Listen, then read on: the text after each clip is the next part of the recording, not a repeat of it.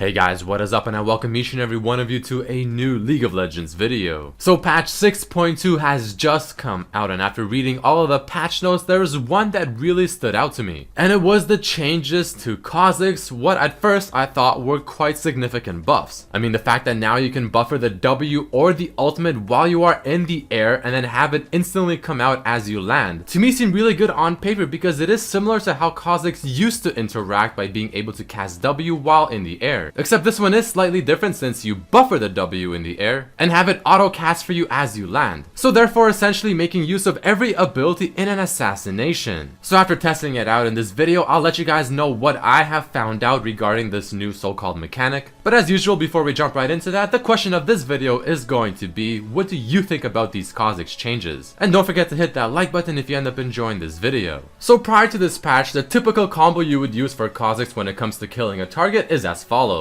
You begin with your jump, and as you jump you use the Tiamat instantly followed by the Q, all while you are in the air, land, auto attack followed by a W. And this honestly worked quite decently. I mean, you always had to use the W after you land, well, because you just simply could not use it in the air anymore. But let's now add the changes to Kha'Zix and see how much of a drastic change it really is. So in the first example, I'll be testing it how I think it should be working, which is truly buffering it. So for instance, you would jump, you would use the W mid-air followed by the Q, and then you would land and let the W auto cast. But unfortunately, it does not seem to work that way. And if you were to use the jump and then the Q and then the W while you are again still in the middle of the jump, so at the very peak of it, it would still not work. But here's how the change does work. So taking a look at the most simplistic version of it, if you jump and then use your W anywhere in the jump and only the W, then yes, it will instantly cast it upon landing. But that's obviously not good enough. I mean, you want to be able to use your other abilities like your Q and your Tiamat as well. Well, luckily with the new buffer system, it is still possible, but again, it just doesn't work how I think it should have. But here's an example of how you can make it work. So another fairly simple example is jump, Q while you are in the middle of the air, and then use W the second before you land. You might have to spam W just to make it work if you're not used to the timing. But you can notice that Kha'Zix does his W animation pretty much in the exact same time as he lands versus having that 1 second delay as before. So essentially, if you jump and then use W to try and buffer it, but then use your Q or issue a move command, it will cancel the buffer W and it will not auto cast it upon landing. However, in this example, if you E Tiamat W and use W while you are still at the peak of your jump without using the Q or issuing a move command, then the buffer on the W will work no matter what point of the jump you use it on. And here's how the full combo will look like. Utilizing the new trick, you E, you Tiamat, you can then W, which will buffer it, and then use the Q, and then it will use it pretty much as you land. And thanks to the longer W cast animation, it will still save you a bit of time. Or doing more or less the flip version of that, where you first start with your Q then your W, well, it looks similar. You first E, Tiamat, use your Q, and then W right after, which you'll probably have to spam, and it will go off as you land, but it doesn't seem that much faster. And it does seem very, very difficult to use your E,